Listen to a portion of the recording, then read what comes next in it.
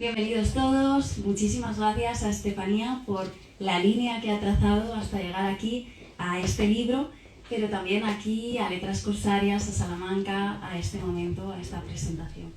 Muchas gracias también a Letras Corsarias por traernos a escritores tan relevantes e interesantes como Estefanía Caro, por ser tan corsarios, y enhorabuena por el premio Librería Cultural 2024, que estaremos diciéndolo durante mucho tiempo. Y muchas gracias, por supuesto, a todos los que estáis hoy aquí acompañándonos, dándole sentido a este momento. Gracias también a las editoras de la editorial Consoni por acompañar a Estefanía y al libro y arroparlo y hacer que sea especial esta presentación. Estefanía Caro es periodista, es profesora, ha trabajado para medios de comunicación de Barcelona, Pamplona, Berlín, es también bailarina. Es viajera, es una gran estudiosa del movimiento, como demuestra este libro que hoy presentamos, Pómulo y Lejanía. Una novela muy especial, una novela sobre el movimiento lineal, sobre el paso del tiempo. Una novela muy lírica, ensayística también, a veces aforística. Una novela que se lee despacio, con calma, que se disfruta mucho, de gran intensidad. Es una novela muy especial, decían los corsarios en las cartas que envían los fines de semana, que es uno de los libros más especiales de 2024, y estoy totalmente de acuerdo. Es un animal vivo que respira, que transmite muchísimo, que no se deja catalogar fácilmente y que desde luego emociona y transmite y nos mueve y nos cambia de lugar todo el tiempo. En esta novela, la protagonista, la narradora, hace un viaje hacia el este, caminando junto a su madre, que se llama T. Pero este viaje es un viaje metafórico, poético, porque comienza todos los días en el mismo lugar, que es el portal de la casa de su madre. Es un viaje hacia el este, buscando la luz, y es un homenaje a la bailarina y coreógrafa Susan Wurtz, no sé si lo he dicho bien, me ha dicho 2 veces cómo se pronuncia, pero seguro que he hecho cualquier otra cosa, que hizo esta bailarina, Susan, la vamos a llamar por economizar, hizo un viaje hacia el este, fijándose en los movimientos de las personas de las distintas culturas, desde París hasta Japón, donde de hecho ahora reside. Y también hizo un espectáculo de baile en los años 70, donde también se movía constantemente hacia el este, en esa única dirección y no utilizando las demás posibilidades de profundidad del escenario, de manera que solo se le veía un pómulo, ¿no? Es una novela sobre la maternidad, sobre la no maternidad, ese término que todavía no tiene una palabra, ¿no?, que pueda definirlo, sobre la maternidad desde el punto de vista de la hija adulta, que es no madre al mismo tiempo, y también pues sobre las convivencias de soledades, sobre el deseo, sobre la idea de avanzar. Decían también los corsarios en las cartas de lo que pasa en Corsarias, que la novela trata sobre desentumecer la intimidad perdida. Me pareció que era perfecta la expresión. Es una novela llena de historias, de personajes que buscan, que pierden, que se mueven, que bailan, que entran y salen del Victoria, que marcan sus flechas del futuro. Y es una novela que habla de lo efímero, de lo fugaz, como puede ser el movimiento, pero también de lo que perdura, de la memoria, de la palabra. Es un libro muy corpóreo, el título es perfecto, Pómulo y Lejanía, que nos sorprende de entrada por lo poético y que de hecho procede de un verso de Lorca. Y es un libro perfecto porque el libro habla del cuerpo, de la materia, del rostro, de la máscara, del perfil, pero también de la distancia, de la idea de la separación, de la idea del viaje, de la despedida. Es un libro muy etéreo, al mismo tiempo que también muy corpóreo, ¿no? Y de hecho, entre los agradecimientos, Estefanía agradece al cuerpo propio por sostener, por soportar, ¿no? Es un libro que siembra y recolecta, o quizá al revés, recolecta y siembra distintos pensamientos que regala al lector y que, como decía, nos cambia de lugar, nos mueve todo el tiempo, nos hace pensar en esa dimensión tan poética, en esa profundidad, a veces tan ensayística. Está lleno, además, repleto de referencias culturales, de imágenes poderosísimas, de distintas ideas, y tiene un ritmo muy, muy atrayente que hace que no queramos salir de él nunca. Pero bueno, como lo que queremos es escuchar a Estefanía, vamos a empezar a lanzarle la primera pregunta, que, como no podía ser de otra manera, tiene que ver con el movimiento y la escritura, ¿no? Es una pregunta que tiene varias preguntas en realidad en su interior. Quiero saber cuál es el movimiento que concibes para la escritura, y si caminas escribiendo, si escribes caminando, y cómo ha sido la creación de este libro, que en alguna entrevista has comentado que es como un retal de distintos tejidos que has tejido y destejido muchas veces, ¿no? Se nota mucho ese carácter reposado del libro, ese ritmo perfecto, ese carácter también aforístico, como decía, con algunas frases perfectas. ¿Cómo ha sido crear este libro y cómo ha sido también terminarlo? Que me parece que también es difícil en un libro híbrido como este. Bueno, en primer lugar, gracias a Cilia por su generosidad al acompañarme a Letras Corsarias, que para mí me hace un sueño estar aquí, porque os sigo mucho y las lecturas siempre que recomiendan, etcétera, coinciden profundamente con mis gustos lectores, mis queridas consonis que están ahí acompañando.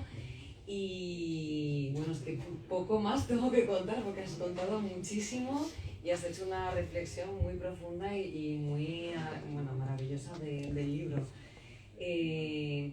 ¿Cuál es el gesto o el movimiento que me lleva a este libro? Pues yo creo que precisamente viene este libro de la quietud, es decir, de un momento de parón, ¿no?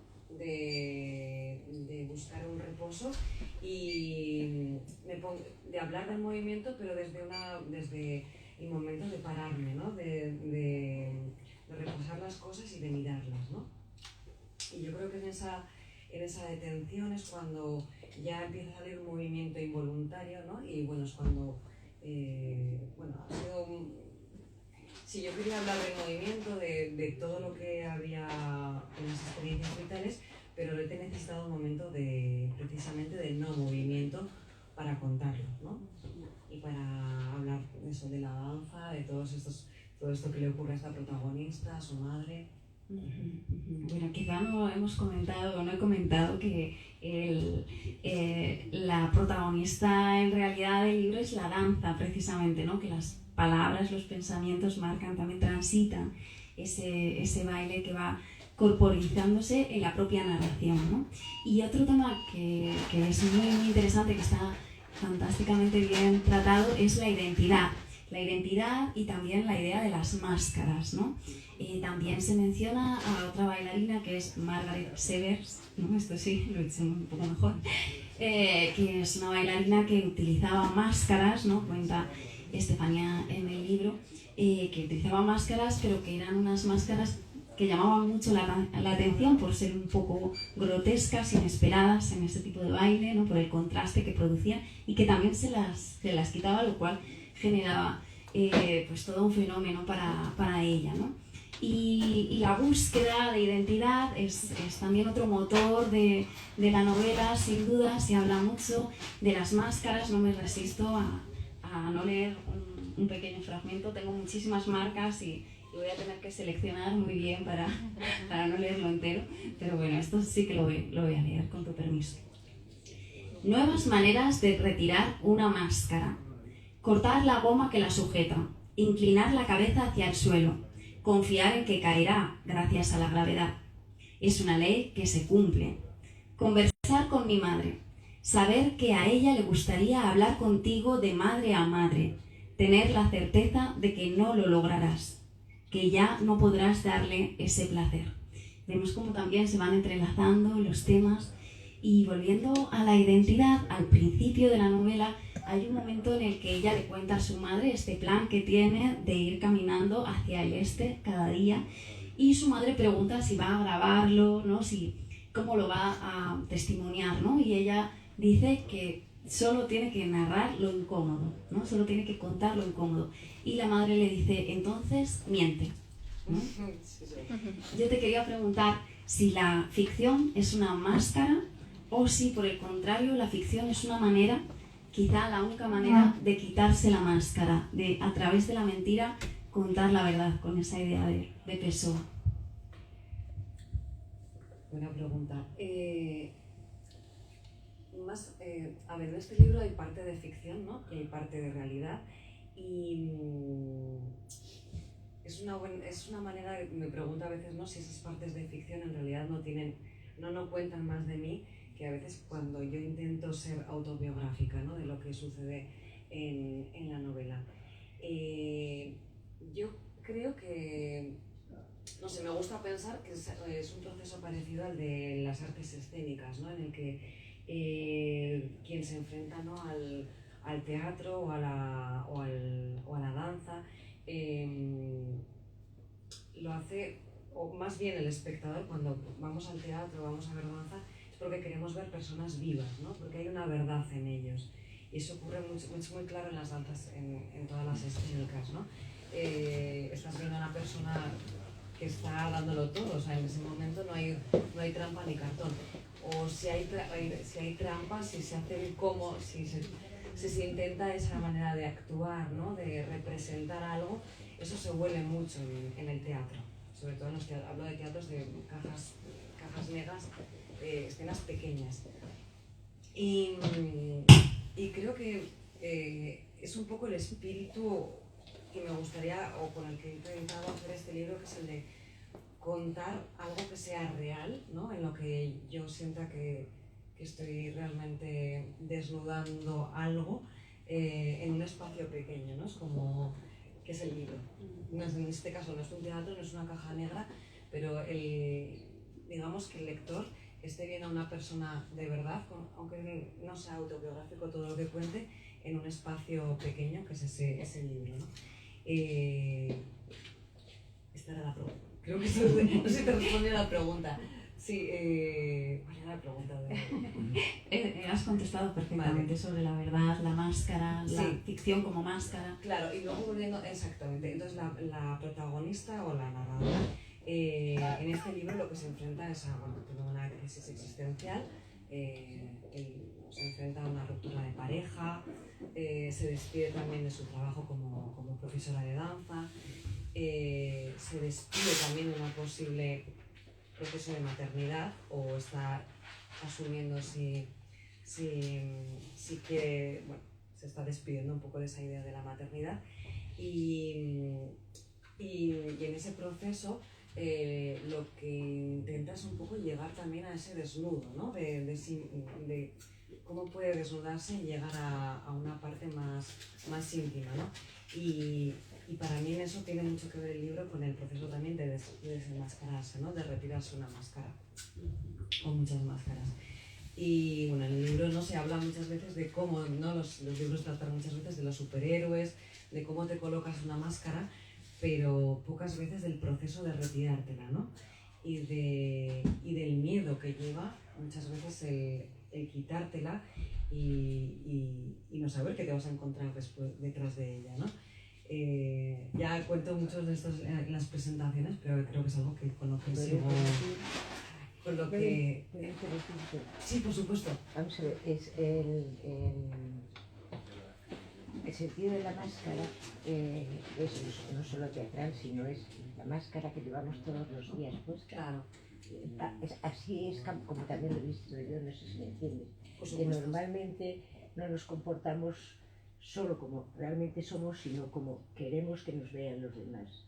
Y entonces, en el momento en que te quitas la máscara, o la máscara se cae por accidente, porque realmente nunca nos la queremos quitar, pues es cuando aparece el yo, que el yo es algo que la protagonista también está buscando, creo yo. Sí. Por eso pienso, yo por más lo he pensado, que el viaje hacia el este es el viaje hacia el amanecer de uno mismo como nueva persona. No sé si... Sí, totalmente de acuerdo. Es así. Sí, tiene mucho que ver con ese proceso de desnudo, de quitarte lo que lo que no quieras que se vea, y también de enfrentarte a algo que no sabes muy bien qué va a ser, ¿no? Es verdad que cuando nos asustan, ¿no?, con unas máscaras, cuando somos pequeños, a mí me acuerdo que mi tío se ponía una máscara y me intentaba asustar, y a mí lo que más miedo me daba, y esto lo cuenta mucho, pero es verdad, era no el momento en el que la máscara que se ponía mi tío, sino el momento en el que se la retiraba, porque decía, bueno, espero que lo que queda que detrás siga siendo mi tío el que hay ahí, ¿no? Y eso es lo que muchas veces nos da miedo, ¿no? De retirar una máscara, o que no sabes qué te vas a encontrar. Y para mí todo este proceso también del libro, a veces me preguntan qué está siendo todo este libro, qué supone. Pues también está suponiendo el quitarme algunas máscaras, ¿no? Y verme a veces, pues, no gustarme, ¿no? Hablando del libro, viendo el libro, a veces decir, pues no sé si me reconozco mucho en esto o sí. Y bueno, creo que todo está siendo muy coherente con ese proceso de desenmascararme. ¿Lo has vuelto a leer después de publicarlo? No. Espérate un año. Esperaré, sí, no, todavía no. Todavía tengo ese miedo a la máscara. Sí. Hay que esperar la lejanía, ¿no? Sí, para sí. morder al pómulo. Sí. También es muy interesante la reflexión sobre el tiempo en general, ¿no?, que está omnipresente, pero sobre el futuro en concreto, ¿no? Se habla de que los ballets suecos amaban el futuro, y se habla mucho de la incertidumbre, ¿no?, de convivir con la idea de no saber cómo será el cuerpo del futuro, ¿no? Y hay personajes que sufren la angustia de los seres queridos, también me parece muy coherente, y también está muy relacionado con ese futuro, ¿no? Ese futuro en el que no hay hijos, pero sí que hay muchos miedos, y muchos personajes que aparecen en estas páginas muestran lo que consideran que es la flecha del trazo de su futuro, ¿no?, de la línea de su futuro, ¿no? Flechas muy diferentes, cada una sorprendente, que acompañan a las pequeñas historias de estos personajes, muchos de ellos asociados a la no maternidad, ¿no? ¿Cómo marcamos estas flechas? ¿Cómo hacemos nuestras propias flechas? ¿Y cómo convivimos con toda esa incertidumbre del futuro, a la vez amándolo, como los ballets suecos? Sí, el punto, yo creo, de partida de la narradora es precisamente el que ella no sabe encontrar cuál será su cuerpo del futuro, ¿no? Habla de su cuerpo del futuro de una manera no solamente física, ¿no?, sino también de una manera también si podrá llegar a ser regazo, ¿no? Se podrá ofrecer también a alguien su cuerpo como madre. Y por ello se acerca al cuerpo del que procede, ¿no?, el cuerpo del pasado, que es su propia madre, y decide caminar con ella para ir, ¿no?, a ese futuro que no sabe a dónde le va a llevar. Tiene que tomar decisiones, y le aterran tomar decisiones, porque eso va a decidir un camino por el que no sabe si va a poder transitar o no. Y para eso decide hacer algo que es caminar en línea recta, porque la recta es la expresión más simple, ¿no?, del espacio, para llegar a un punto. Y por eso estas dos mujeres no van caminando en línea recta por la ciudad. Y no saben si van a llegar a un sitio o no, sino que la línea va continuando, ¿no?, y ellas simplemente se dejan llevar. Y me parece interesante también la manera de decir, bueno, ¿cómo podemos avanzar? ¿Cómo podemos salir del estatismo, ¿no? Y una manera es la de echarse a andar, ¿no? Robert Balser, por ejemplo, ¿no?, que es el gran andador, caminaba muchísimos kilómetros al día con la idea, escribía él, de convertir el espacio en tiempo, ¿no? Y es un poco igual la idea que también está aquí, ¿no?, de decir, bueno, vamos a utilizar la ciudad y el recorrido como una manera de llegar a algún sitio, o simplemente de avanzar. Y así van estas dos mujeres, ¿no?, madre e hija, que tampoco se hablan mucho, que tienen una relación muy curiosa, que han pasado una infancia, bueno, la infancia de la hija y la maternidad de la madre siempre esperando algo, ¿no? La madre siempre esperaba que llegara un futuro mejor. Han tenido una intimidad también muy curiosa de la que no había hombres y una relación un poco difícil, ¿no? De una madre un poco muy protectora y bueno, van lanzándose en este camino sin saber muy bien a dónde irán, pero saben que tienen que seguir y que tienen que seguir. Y yo creo que el libro sigue, ¿no? La línea y el camino sigue más allá de mí, del libro y de la historia de estas dos personas. Hoy es 29 de enero, es el comienzo del Año Nuevo chino, Año Nuevo según el calendario lunar. Feliz Año Nuevo para todos. Como sabéis, cada 12 años se repiten los animales. Este es el año de la serpiente y va cambiando, o sea, dentro de 12 años volverá a ser el año de la serpiente. Así que si queréis saber cuántos años tiene alguien sin preguntarlo directamente, se puede preguntar el animal y calcular 12 años arriba, 12 años abajo, más o menos. No le vamos a preguntar ahora a Estefanía cuál es su animal, no es eso, sino que me parece muy interesante cómo además de la línea recta de la que tan brillantemente nos estabas hablando, hay también imágenes del ciclo, de lo cíclico, ¿no? También de la espiral, como ese, no sé la palabra, el cordón umbilical, exacto, solo me salía ombligo, el cordón umbilical que une a la hija con la madre, ¿no? Y los círculos, hay un momento en el que la narradora recuerda cómo cuando era profesora de baile a veces situaba a los niños en forma de círculo y les sorprendía, les hacía gracia, pero también les inquietaba un poco que no hubiera como una jerarquía, una autoridad dentro del círculo, que todos estuvieran como equidistantes.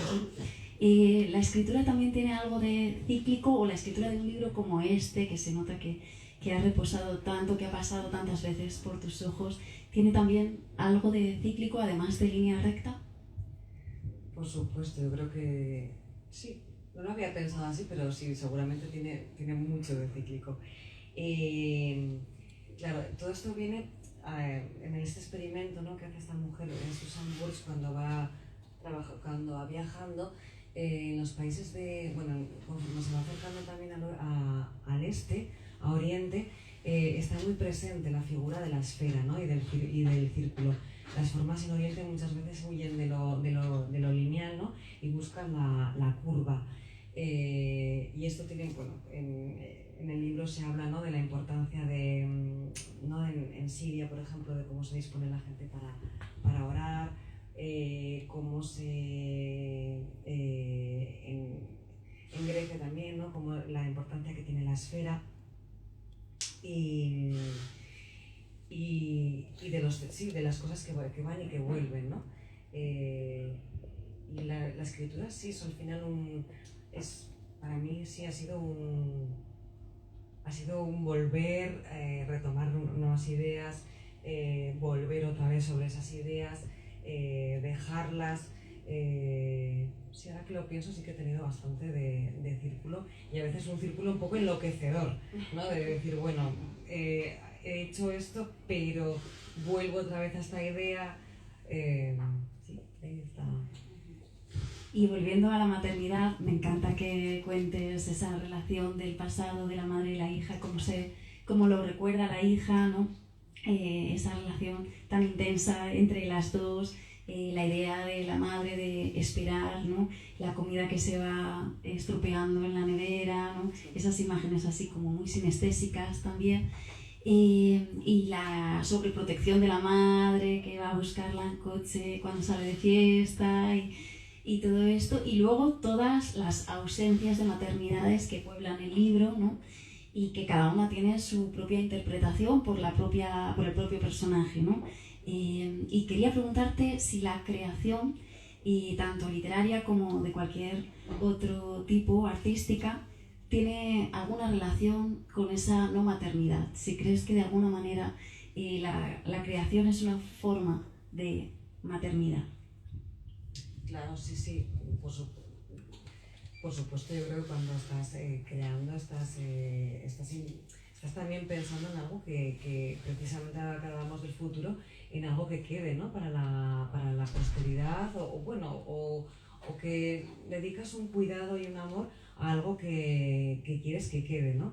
Y para mí sí, eso es la creación. Y sí, en el libro hay mucha no maternidad, pero también hay mucha maternidad y mucha no maternidad. En este sentido, lo que comentábamos, ¿no? La protagonista se ve en esta situación y constantemente, ¿no?, está caminando siempre entre esa duda, ¿no?, entre decidirse a ir a la maternidad, a ir a una clínica, etcétera, o no hacerlo, ¿no? Y no sale de esa duda, es como una Bartleby, ¿no?, de la maternidad, va siempre dilatando, ¿no?, posponiendo esa decisión. Y sí, hablando de lo que comentábamos también, ¿no?, de la no maternidad, yo aquí no intento hacer ningún alegato ni a favor ni en contra de esto, ¿no?, sino hay simplemente un latir, ¿no?, un latido de una persona que tiene muchas dudas y que se va acercando a una edad en la que se tiene que enfrentar a todo esto, como nos pasa a todas las mujeres. Y bueno, te encuentras en una situación muy desprotegida, de la que se habla a veces muy poco y en la que bueno, pues hay que buscar otras maneras también de crear, ¿no? Bueno, es increíble que sea el debut literario de Estefanía Calo, este libro. Es impresionante que todos los lectores que conozco comentamos lo mismo, que no nos lo creemos, es impresionante. Y es que hay algunas frases que son verdaderos aforismos, voy a leer solo algunas para abrir el apetito de los lectores. Por ejemplo, aunque suene raro, lo más difícil de andar es vencer la gravedad. Eso yo creo que tiene que ver con el día que la madre descubrió, o creyó descubrir, que no tenía pies, que no estaban los pies en el suelo, que estaba sobre el vacío. Por eso es lo que sé. Pero es que esa imagen de la madre en el escaparate, no viéndose los pies de verdad, a mí me impactó muchísimo, porque a mí nunca se me había ocurrido, pero si estás viendo un escaparate de noche y no ves el suelo, no es que necesites ser muy mayor para pensar, estoy pisando en el vacío, y entonces se encierra en casa y no se quiere mover. Eso, es muy buena esa imagen, esa reflexión que sí. A mí me impresionó mucho, y entonces tiene que ver con lo que acabas de decir. Sí, exacto, sí. Cierto. O por ejemplo, se puede perdonar todo menos extraviar una perra. Enseguida hablaremos de los animales también. Sí, me gustaba mucho la imagen de una persona que ha perdido... Bueno, al final el libro habla mucho, ¿no?, de las pérdidas y las despedidas, y me gustaba esa imagen, ¿no?, de una mujer que ha perdido su perra. Me parecía algo tremendamente... Me provocaba mucha ternura y mucha melancolía. Sí, total. Como en la lectura también se percibe así, desde luego. O, por ejemplo, una mide el tiempo con su sangre. El tiempo, el cuerpo, la naturaleza. Sí. O, por ejemplo, el teatro. Admiro a todas esas personas que se someten a la tiranía del público. Subir al escenario es un acto animal. Que también tiene un poco que ver con algunas de las referencias que mencionas, ¿no? Cómo se vive de forma tan material y tan corporal el acto, ¿no?, de la actuación, ¿no? La actuación. Sí, también se menciona, ¿no?, de hecho en India, ¿no?, el origen, ¿no?, de la palabra escenario era védica, que es sacrificio, ¿no? Y bueno, es que quien se lanza, yo creo, a un escenario para mí es un ejercicio súper valiente. Primero porque vas a estar, todo el esfuerzo que llevas detrás se va a consumir en muy poco tiempo, ¿no? No es como un libro que dejas algo para la posteridad, ¿no? Quien se lanza a un escenario, sobre todo en escenarios pequeños, ya está, aquello sobrevive, ¿no?, el rato que está, y eso para mí es un ejercicio casi suicida, ¿no? Y además, bueno, te vas a lanzar adelante de mucha gente, ¿no?, que está mirándote, que está viéndote en tu estado más puro, ¿no?, o en realidad. Y siguiendo con esta misma idea, actuar es asesinarse un poco, un acto de entrega absoluta, exactamente lo que estabas comentando, ¿no? La pregunta era sobre cómo eres capaz de pulir tantísimo el lenguaje para llegar a pensamientos tan aforísticos, tan poéticos. ¿Cómo puedes hacer una obra que sea narrativa en cuanto a que hay una historia, pero es complicada, ¿no?, de responder? Bueno, sí, es una lectura muy generosa. No, me encanta que lo digas así. No lo sé, o sea, esto ha tenido muchos borradores, yo me he vuelto muy loca, ha habido un proceso circular, ¿no?, de volverte muy loca, de decir, pero ¿qué has puesto aquí? ¿Qué has hecho? No lo sé, pero bueno, me encanta que lo hayas leído así, vamos. Bueno, muchas gracias. Y también quería preguntarte por algo mucho más anecdótico dentro del libro, que es que un amigo de la protagonista está haciendo un documental sobre personas que han atropellado animales, volviendo al tema de antes.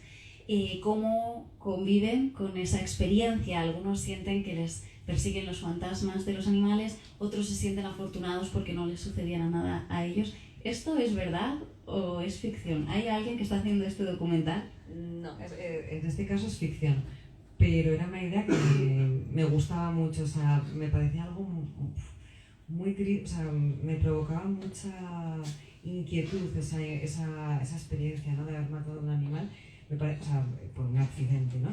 Y es una de las peores pesadillas que, bueno, evidentemente atropellar a una persona es peor, pero es una cosa que me parece terrible, ¿no? Porque a simple vista es un gesto muy nimio, pero, bueno, muy nimio, es una anécdota que le puede suceder a cualquiera, pero a la vez me parece algo muy atroz que te pueda pasar. Y no sé muy bien tampoco por qué, pero hay una dureza en esa experiencia que bueno, quería pensar, que me gustaba meterla, la incluir en el libro. Sí. No sé si alguien en el público ha atropellado animales, espero que no, quiere hacer alguna pregunta. Yo una vez atropellé un perro, pero no lo maté, simplemente se fue cojeando y el dueño dijo que no era suyo. Me refiero un poco de la pregunta. Pero yo fui a ver que le había pasado. No, a veces es una cuestión de supervivencia, pero el dueño no se movió, después sí que lo vi por el espejo retrovisor que iba a ver si le había pasado al perro, solo cojeaba, o sea, lo llevaban suelto, se atravesó la carretera y yo frené, pero le di un pequeño golpe en una carretera secundaria. Eso pasa. Hay algo así de supervivencia, ¿no? Que a veces tienes que pasar por encima de la carretera, pero sí. Por aquí hay una pregunta. Sí, yo me gustaría saber cómo descubriste a Susan Burch. Susan Burch, bueno, pues leyendo, a mí no soy bailarina, pero soy una gran apasionada de la danza, leyendo y leyendo historia de la danza, ¿no? Susan Burch era una alumna de Alvin Niklas y de un coreógrafo muy famoso, y es una mujer que al saber de ella me impresionó mucho su elegancia, ¿no? Y entonces, me puse a leer sobre sus coreografías, y entonces leí sobre aquella primera pieza que hizo en 1973 en la que describía esa línea recta en el escenario, ¿no?, de izquierda a derecha. Ella simplemente salía y bailaba en línea recta, mostrando una parte de su cuerpo y avanzando muy lentamente, ¿no?, bailando pero avanzando muy lentamente por el escenario. Y en ese avance intentaba representar su voluntad de ir hacia Oriente, ¿no? Y me pareció muy simbólico, porque yo estaba en un momento haciendo la novela en la que quería hablar de un encuentro entre una madre y una hija. Al principio quería hacer un manual de gimnasia entre madre e hija, porque yo realmente convocaba a mi madre durante una temporada para darle clases de gimnasia y acercarme a su cuerpo, pero no salía, que yo se me iba como en un manual de gimnasia un poco onírico, algo que no llegaba a cuajar. Y entonces cuando vi el experimento de Susan Burch, de esa línea recta, ¿no?, que describía, dije, es que esto es lo que tengo que hacer, ¿no? Tengo que hacer un paseo en línea recta entre una madre y una hija en camino hacia Oriente para encontrar a esas dos personas y que ellas se dirijan hacia un sitio. Y me pareció muy profético, o sea, me impresionó mucho la experiencia de Susan Burch, Después leí que ella había trazado luego esa línea recta en el mapa, ¿no? Y que había trazado ese camino desde Occidente a Oriente en el mismo mapa, y que ella había viajado hacia Oriente durante un montón de años y había escrito, ¿no?, sus experiencias en un cuaderno de viaje. Entonces busqué el cuaderno de viaje y me pareció maravilloso, ¿no?, porque hacía unas reflexiones sobre cómo se movía la gente y cómo concebía el espacio en cada uno de los países por los que ella iba viajando. Y entonces fue cuando vi que tenía mucho que ver con mi experiencia y con lo que yo quería transmitir en el libro, ¿no? Y ese viaje a Oriente y cómo en Oriente se concibe el cuerpo y el movimiento de una manera totalmente distinta, ¿no?, a Occidente. Y bueno, es que como no la conocía, yo busqué también en Wikipedia y me estuve informando. Tengo esa costumbre cuando no conozco a alguno de los que me pareció maravilloso. Sí, sí. Y me recordó algunos pasajes de Seda de Barico, que viaja a Oriente. Sí, es verdad. No había hecho esa asociación. Sí, es verdad. Yo, que lo cíclico, porque hay 3 veces que vuelves con el tema de la luz cuando tú empezabas. Mi salón se ilumina gracias al dolor de otros. Y luego dices el verde de la farmacia. Es curioso, me sorprende que por 3 veces sacas... Es bueno, sí. Claro, sí, al final cuando escribes yo creo que, bueno, descubres, ¿no?, a ti misma y dices, vale, la luz está ahí todo el rato presente. Sí que es cíclico, hay muchos puntos cíclicos y yo creo que es bueno darlo, o sea, es lo interesante, ¿no? Y los procesos creativos a mí, mira, ahora que lo dices, curiosamente me estoy dando cuenta que me interesan, tienen mucho que ver con lo cíclico, ¿no? Con el cine que repite, por ejemplo, ¿no?, la referencia, las cosas que se vuelven a encontrar, porque siempre vuelves al punto, pero nunca ese punto es el mismo, ¿no? Siempre que vuelves en un círculo, vuelves al punto de origen, pero siempre tiene algo distinto, ¿no? Un poco como David Lynch, ¿no?, que siempre vuelve a hacer unas referencias, pero siempre esa referencia hay una cosa que cambia, ¿no?, un poco. ¿Alguna pregunta más? Le das mucha importancia al espacio y sobre todo al espacio vacío. Claro, el espacio vacío es sí, como un punto, ¿no?, de partida. Sí, Susan, bueno, Susan Burch, en la que está inspirada, ella cuando viaja a Japón, ¿no?, lo que más le sorprende es cómo se concibe el espacio en Japón, ¿no?, que le da mucha importancia a cómo están las cosas que están dispuestas a la izquierda, a la derecha, y los vacíos, ¿no?, como un punto también de donde emerge algo, ¿no?, y de donde nace el movimiento, ¿no? Y yo creo que también es un punto de creación, ¿no?, de lo que falta, ¿no?, cómo lo completas, ¿no?, y dónde te mueves. El final me gustó. Hay personas Spoiler, leyéndolo. Me consta que hay personas leyéndolo, pero lo podemos comentar en clave. Es completamente surrealista, pero al mismo tiempo muy metafórico. A mí es que me encantó, vamos. Es un final perfecto, desde luego que sí. No, mira, ahora que lo digo, me gusta todavía. Sí, yo, mira, quería hacer un comentario, bueno, gracias a toda la gente que se habéis reunido aquí en torno a este libro. Nosotros venimos acompañando a Estefanía desde Bilbao y estamos haciendo un recorrido, somos las editoras de Consoni y hemos aprovechado para visitar fantásticas librerías, estamos haciendo así todo un periplo desde Burgos, Valladolid, Zamora, Salamanca. Y quería comentar un poco, aparte de eso, aprovechar, agradeceros la conversación a las dos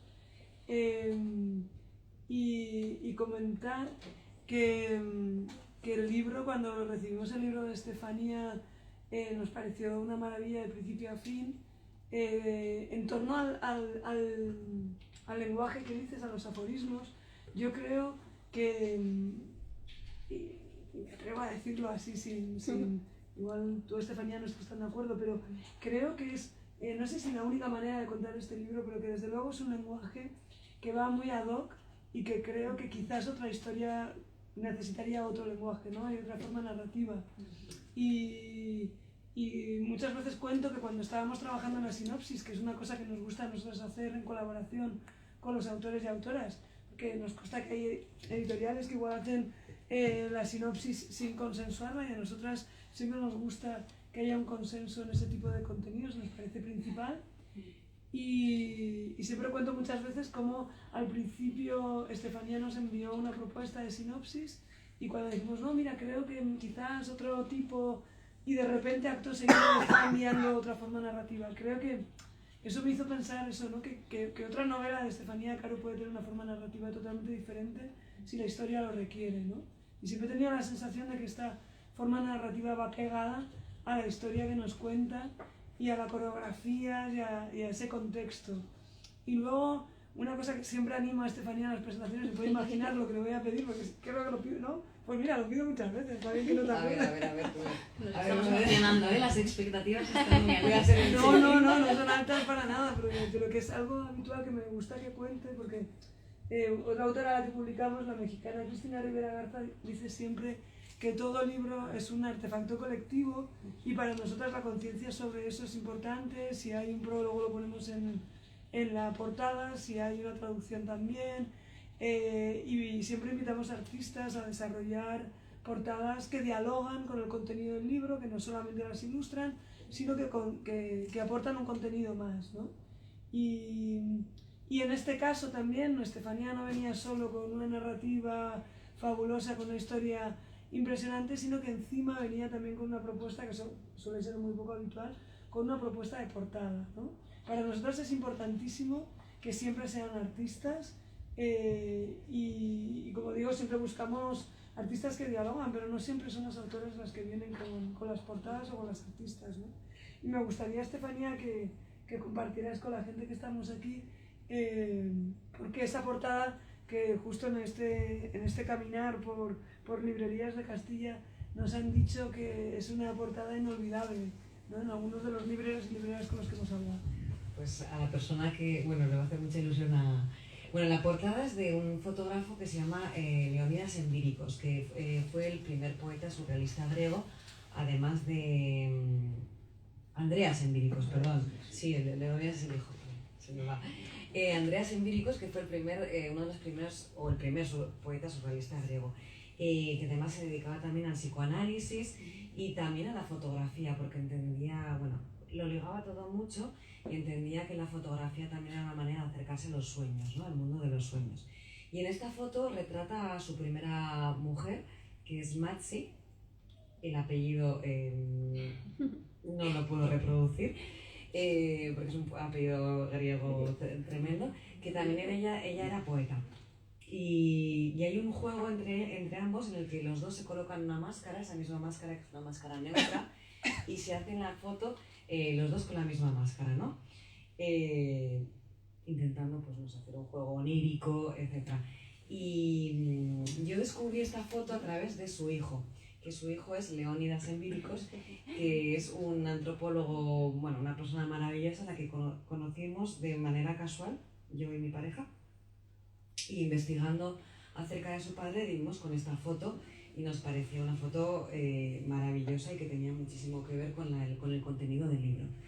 Y creo que realmente fue un acierto. Y Leónidas ha sido una persona tan generosa, tan maravillosa, que te vio, que está y además tengo que decir que lo ha recibido el libro, está encantado. El otro día nos llamó y que le ha gustado muchísimo. Y bueno, es una persona maravillosa que lo voy pensando sobre él. Es una persona que todavía casi no llama, casi no escribe por mail, sino que él se acerca a las personas. Por ejemplo, se tiene que ir a hablar con alguien, va con el coche y se acerca con esa persona para hablar con ella. Es decir, tiene un modo de vida que todavía me parece muy puro y que a veces me da envidia, ¿no? De cómo todavía nos podemos... Hay formas de vivir mucho más cercanas, más puras y más cercanas a lo tangible, en la realidad. Así que sí, sí. Y me encanta que hayan dicho que la portada es la sí. Te iba a preguntar qué tal la relación con la editorial, ahora que nos oyen. Ahora que nos oyen. ¿Qué tal el proceso? Oye, si eso nos vamos, fantástico. Ya veo que las editoras creen en el libro, también han apostado Sí, sí, por sí. un libro como primeras lectoras y les damos las gracias los demás lectores porque es una Bueno, suerte. estoy, vamos, enorme. encantada. Sí, sí, sí, sí. Y bueno, una petición Sí. te voy a hacer, que es que por favor nos leas algo, un fragmento, para terminar, si os apetece, el que tú quieras, porque tiene una voz estupenda, Estefanía también, como estamos comprobando, y sería genial poder Bueno. escucharte. Celia tiene aquí, no sé cuál elegir porque esto es, vamos, yo no sé, además están como súper bien puestas, o sea, milimétricas, que es una obra de arte, no sé, dime tú, de verdad, sí, cualquiera, la que digas tú. ¿Alguien tiene alguna petición? No quiero abusar de esta suerte. Sí, por aquí, yo creo que sí, esa mirada es Yo no sé, yo... Este lector sabe pronunciar muy bien el apellido de Susan, así que entiende bien lo que está leyendo. En el 89, el último párrafo, A ver, ¿qué será?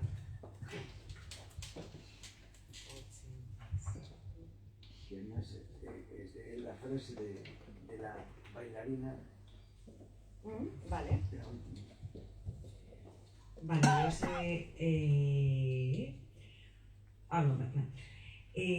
a punto de llegar a Japón, hay que decir el nombre, Susan Butch reconoce no seguir una ruta con fidelidad. Confiesa dejarse llevar por el sintoísmo. Para ella no una religión, sino una suerte de creencias. Shinto significa el camino al kami, traducido como un dios o un espíritu. Butch se fija en las ceremonias sintoístas, donde siempre se deja abierto un espacio para que los kami puedan entrar. Los Shinto no siguen la vida trazada previamente por un Mesías o Moisés. Los seres superiores no deciden. Para hallar la luz hay que mantener el trayecto abierto y permitir que sea el kami quien lo encuentre. Los orientales creen en la percepción para descubrir por ellos mismos su destino. Hay que barrer una senda y dejar que en ella se cuele la verdad, escribe Butch. Muy bien.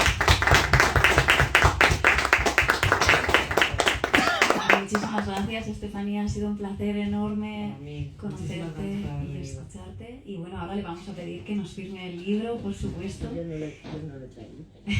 quien lo tenga. Lo que sí Quien lo que tenga es que accesible. escriba esos libros. Ay. Próximos movimientos de Estefanía Sí, Cano. Como movimientos. dice ella, cada historia requiere un estilo, una forma, y entonces sorpréndenos. Bueno. A ver, ojalá. Muchas gracias, muchísimas gracias.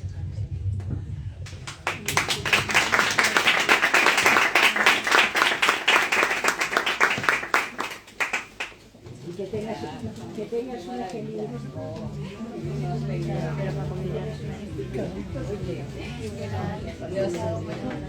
Muy grande, de mi parte. ¿Tienes este fin de semana? Qué maravilla.